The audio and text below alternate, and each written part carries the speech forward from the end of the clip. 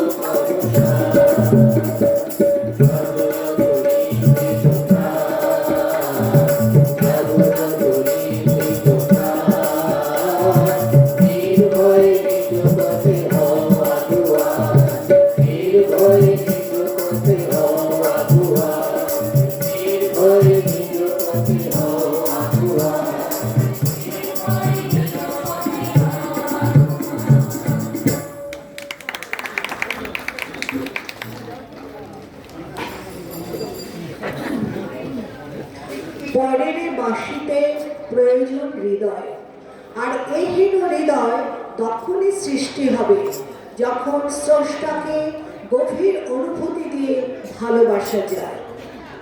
কেননা স্রষ্টার প্রতি গভীর অনুরাগী তার সৃষ্টিকে আপন করার একমাত্র পথ। আপন জানানে সবাই বাসে ভালো।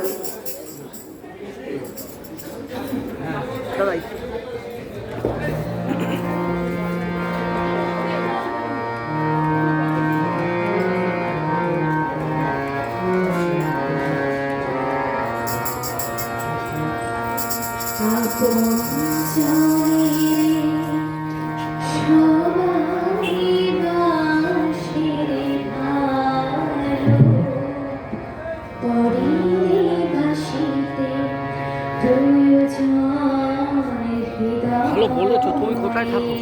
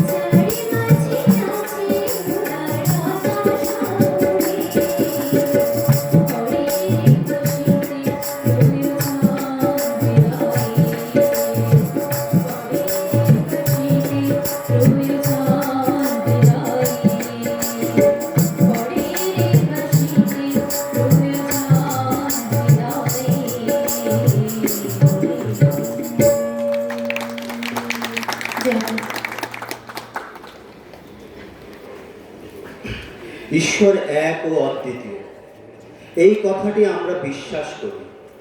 ঈশ্বর যদি এক ও অদ্বিতীয় হয়ে থাকেন, তবে কেন আমরা বহু দেবদেবীর আরাধনা করি? আমরা কেন একটি মাত্র মন্ত্রে নিজের মনকে নিবিষ্ট করি না? এবং সে মহাবস্তুটি কি, যাহা জপ করিলে সকল মন্ত্র জপ করা হয়ে যায়? এই প্রশ্নগুলির উত্তর দিলেন প্রাণের ঠাকুর স্বামী স্বরূপানন্দ।